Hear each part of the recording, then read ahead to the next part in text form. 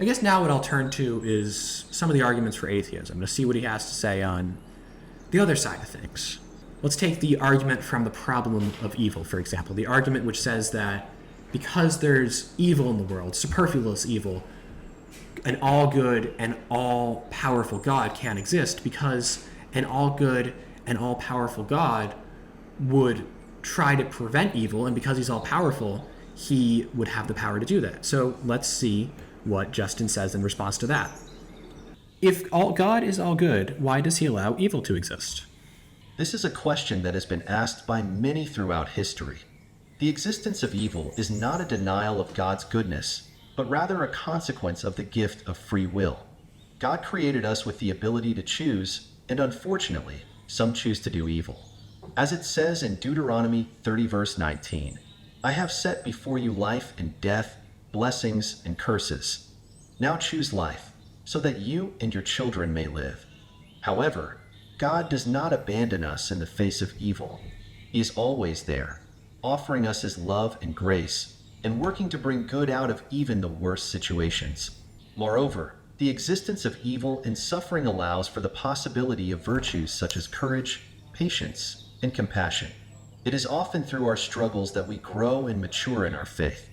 So God allows evil, he's saying, in order to bring about goods that couldn't exist if evil didn't exist. Like courage. You couldn't have courage if there was nothing to be courageous in the face of. You couldn't have bravery if there's nothing to be brave around. You couldn't have charity if people didn't lack something, right? Because in order to give you something from charity, you have to lack something that I can give you. So, okay, I see where he's going. What's a good way to go about this next one? Let's see. I think I'm gonna push back a bit. Let's say, how do we know that God always brings greater good out of evil? I'll ask him that. How do we know that God always brings greater good out of evil, and that some evil isn't superfluous? This is a profound question.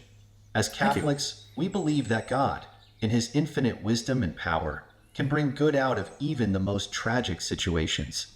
This belief is rooted in Scripture and in the teachings of the Church.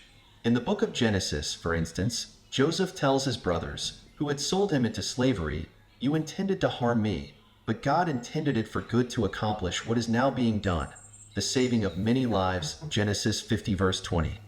In the New Testament, the ultimate example of God bringing good out of evil is the crucifixion of Jesus Christ.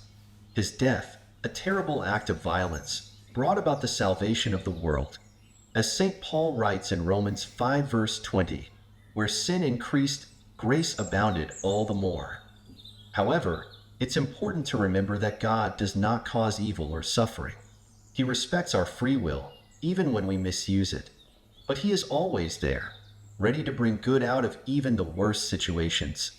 As St. Augustine wrote, God judged it better to bring good out of evil than to suffer no evil to exist. In the face of suffering, we are called to trust in God's providence and to cooperate with his grace. We may not always understand why certain things happen, but we can be confident that God is with us and that he is working for our good. As it says in Romans 8 verse 28, "And we know that in all things God works for the good of those who love him, who have been called according to his purpose."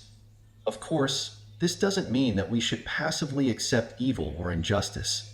On the contrary, we are called to be co-workers with God in bringing about his kingdom of justice, peace, and love. As St. Teresa of Avila famously said, "Christ has no body now but yours. No hands, no feet on earth but yours." You know, I do think an AI Catholic apologist is a good idea. But there's definitely some work that needs to be done. I think that entire argument was just citing authorities. And it also didn't really answer my question. My question was, how do we know from reason that there isn't some evil which is not there to bring in a greater good? Maybe he didn't get the from reason part. Maybe I should make that more clear. Is there a way we can know from reason alone that God allows evil to bring about a greater good? This is indeed a complex question. From a purely philosophical perspective, we can reason that if there is a God who is all-powerful and all-good, then he would not allow evil to exist unless there was a way to bring good out of it. This is known as the principle of sufficient reason. However, it's important to note that while reason can lead us to this conclusion, it is ultimately faith that gives us the assurance of this truth.